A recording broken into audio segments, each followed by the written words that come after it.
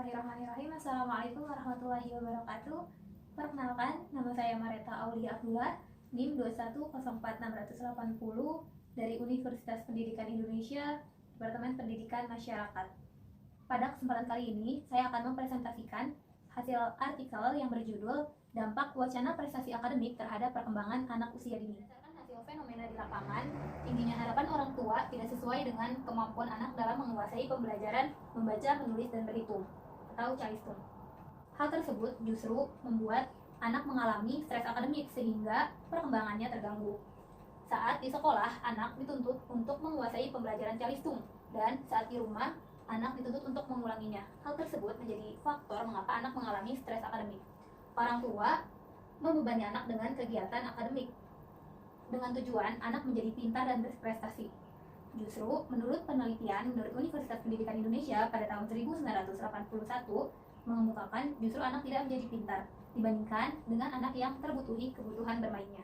Pada tahun 1969, bermain merupakan sumber utama dalam perkembangan anak. Anak tidak serta-merta mendapatkan pengetahuan hanya melalui faktor perkembangan ataupun faktor kematangan, tetapi juga adanya interaksi aktif antara anak dengan lingkungan. Selanjutnya, menurut Armstrong pada tahun 2011, bermain dapat memfasilitasi perkembangan anak baik secara fisik maupun sensomotorik. Dapat dilihat saat anak melompat, berlari, menjelajah, dan sebagainya. Kondisi tuntutan wacana prestasi akademik akan kemampuan membaca, menulis, dan berhitung ataupun calistung justru membuat anak mengalami gangguan dalam perkembangan psikologisnya. Hal tersebut sesuai dengan teori-teori yang telah dipaparkan. Sehingga diperlukan pemahaman akan pembelajaran yang sesuai dengan perkembangan anak usia dini. Berdasarkan hasil penelitian terdahulu, pertama, pada penelitian yang saya kutip dari Wulan Suci dan Kurniati pada tahun 2019 yang berjudul Pembelajaran Calistung dengan Resiko Terjadinya Stres Akademik pada Anak Usia Dini. Penelitian tersebut berfokus pada dampak stres akademik yang terjadi pada anak sekolah dini yang menerapkan pembelajaran calistung. Penelitian lain yaitu saya kutip dari Safifa et al. Pada tahun 2019 yang berjudul Pengaruh Calistung Terhadap Kejadian Mental Hektik Anak Sekolah Dasar di SDN Kapatihan 05 Jember. Penelitian tersebut bertujuan untuk melihat mental hektik yang dialami oleh anak SD, di mana saat jenjang sekolah taman kanak-kanaknya atau jenjang usia dininya mereka menerapkan pembelajaran calistung. Perbedaan penelitian ini dengan penelitian terdahulu atau penelitian lain yaitu untuk melihat dampak secara psikologis pada anak usia dini yang menerapkan pembelajaran calistung dan untuk memberikan contoh sekolah yang sesuai dengan perkembangan anak usia dini. Tujuan penelitian ini adalah pertama, untuk mengetahui dampak yang terjadi pada anak usia dini yang menerapkan pembelajaran calistung atau membaca, menulis, dan berhitung. Yang kedua, untuk meminimalisir terjadinya dampak buruk pada anak usia dini yang menerapkan calistung. Dan yang ketiga, untuk mengetahui metode belajar sambil bermain. Penelitian ini diperlukan untuk mempertimbangkan dampak yang terjadi pada perkembangan psikologi anak usia dini. Aspek mental juga diperlukan dalam pembelajaran, sehingga kita perlu memperhatikan pembelajaran yang sesuai dengan perkembangan anak usia dini.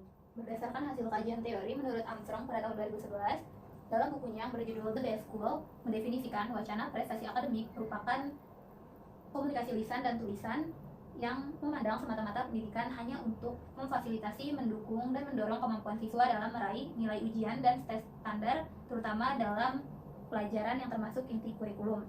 Pada penelitian ini berfokus pada stres yang berbahaya terjadi di kalangan siswa, terutama pada kalangan anak usia dini, dengan asumsi wacana prestasi akademik berorientasi kepada masa depan.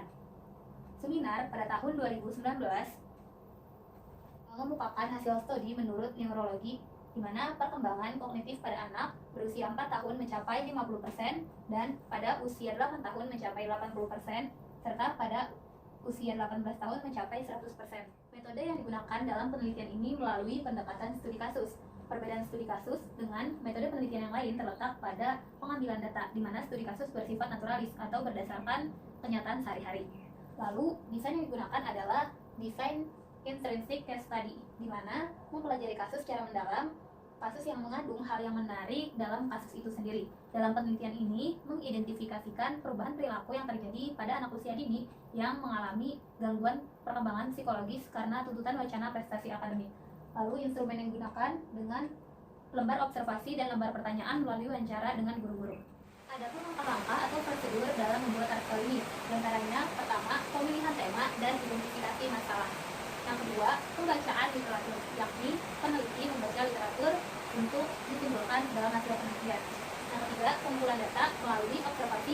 melihat perubahan tingkah laku yang terjadi pada anak yang menerapkan wacana prestasi akademik dan wawancara kepada guru di sana.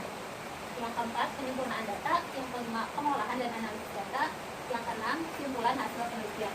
Adapun partisipan dalam penelitian kali ini yakni berjumlah 3 orang, yakni Putri sebagai subjek 1, Desina sebagai subjek 2, dan Nabila sebagai subjek 3. Ketiga partisipan bersekolah di Taman Kanak-Kanak Quran, Kota Azam, Bandung. Usia dari ketiga partisipan mulai dari 4 sampai 5 tahun. Merujuk pada rumusan masalah yang pertama, yaitu melihat dampak wacana prestasi akademik terhadap perkembangan psikologis anak usia dini. Berdasarkan hasil observasi, terdapat 3 faktor yang melatar belakanginya. Pertama, karena faktor keluarga. Tuntutan dari orang tua yang menginginkan anaknya segera menguasai pembelajaran calistung menuju jenjang sekolah dasar. Tentu saja hal tersebut membuat anak menjadi tertekan sehingga terganggu secara perkembangan psikologisnya. Yang kedua, karena faktor umur. Umur anak yang masih belia dipaksakan untuk pembelajaran calistung. Tentu saja anak belum mampu untuk menerimanya. Anak cenderung hanya diam dan melamun ketika diajarkan calistung. Yang ketiga, karena faktor ketidakpemahaman. Anak usia dini hanya baru mengenal huruf vokal saja, belum sepenuhnya menguasai huruf abjad, sehingga anak tidak memahami akan materi yang diajarkan. Lalu, menurut teori, berdasarkan penelitian dari Zulfa pada tahun 2017, menurut Jen Piaget mengemukakan bahwa anak usia dini masih lemah dalam konservatif, artinya anak belum mampu untuk melakukan pembelajaran membaca, menulis, dan berhitung. Sementara menurut Armstrong pada tahun 2011 dalam bukunya yang berjudul The Best School, anak yang masih belia belum siap menerima kemampuan abstrak formal dan sebaiknya digunakan untuk permainan imajinatif dan bermain-main. Berdasarkan hasil observasi lapangan dengan teori yang telah dipaparkan, hal tersebut selaras. Artinya anak pada masa usia dini belum bisa menerima pembelajaran membaca, menulis, dan berhitung atau calistung, sehingga terganggunya perkembangan psikologis pada anak. Karena tuntutan wacana prestasi akademik, anak yang seharusnya masih dalam tahapan bermain harus belajar calistung. Jika kita merujuk pada rumusan masalah yang kedua, yaitu meminimalisir dampak buruk perkembangan anak usia dini yang dituntut untuk menerapkan wacana prestasi akademik. Dalam hal ini terdapat 2 teori yang mendukungnya. Pertama, dari Vygotsky pada tahun 1969 yang mengemukakan bahwa bermain merupakan sumber utama dalam perkembangan anak. Lalu didukung juga dengan Variable dalam penelitiannya Tadkiratun pada 2018 mengemukakan bahwa bermain merupakan cara berpikir anak. Artinya adanya interaksi anak dengan lingkungan sangat diperlukan dengan bermain outdoor ataupun ke tempat-tempat pembelajaran, misalnya ke museum ataupun ke taman lalu lintas, bisa juga dengan kebun binatang. Terdapat contoh sekolah yang menerapkan pembelajaran sesuai dengan perkembangan anak usia dini. Salah satunya pada sekolah Rosefield Community Preschool atau RCP. Nah, pada sekolah ini bermain sebagai pihak inti dari kegiatan. Di sana, anak-anak mendapatkan kemerdekaan untuk bermain air, bermain cat, bermain pasir, bermain di parit, dan sebagainya. Tidak ada suara guru yang mengontrol ataupun memerintah dalam sekolah tersebut. Hanya terdengar suara guru yang memberi semangat, berbagi ide, dialog, cerita, ataupun naskah yang telah dirancang, ataupun juga dengan lagu-lagu.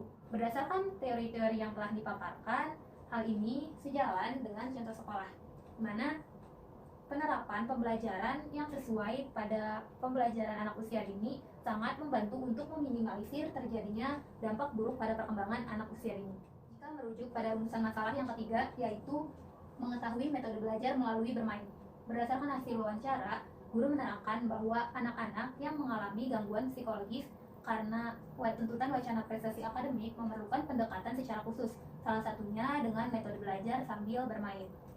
Dapat dilakukan dengan bernyanyi hitungan, demonstrasi huruf, ataupun dengan media pembelajaran yang menarik, misalkan dengan puzzle, dengan bermain bola bowling, bermain boneka, atau dengan permainan sejenisnya. Lalu, metode pembelajaran sambil bermain dalam penelitian ini diantaranya ada storytelling, yaitu menceritakan sebuah cerita baik tentang kesolehan ataupun legenda secara menarik kepada anak-anak dengan tidak menghilangkan maksud dan tujuan untuk mengedukasi. Anak diminta untuk menceritakan hikmah yang diambil dari storytelling tersebut. Lalu, melibatkan koordinasi motorik kasar, misalnya dengan permainan-permainan tradisional seperti gerobak sodor, dambu bulan, lalu dengan permainan petak jongkok dan permainan sejenisnya. Yang terakhir, dengan menggunakan alat bermain, dapat dengan balok kayu, donat susun, dan permainan-permainan sejenisnya. Berdasarkan pematerian yang telah disampaikan, dapat kita simpulkan bahwa kemampuan otak anak tidak sesuai dengan harapan orang tua, di mana orang tua menginginkan anaknya menguasai pembelajaran calistung, lalu bermain sebagai sumber belajar dan berpikir. Bermain merupakan kebutuhan utama bagi anak. Terjadinya interaksi aktif anak dengan lingkungan merupakan proses bermain, sehingga diperlukannya kegiatan-kegiatan outdoor seperti dengan mengunjungi museum, mengunjungi taman lalu lintas, taman bermain, dan tempat-tempat sejenisnya. Dan yang terakhir, metode belajar melalui bermain diharapkan dapat menyenangkan, interaktif, dan memberikan semangat kepada siswa.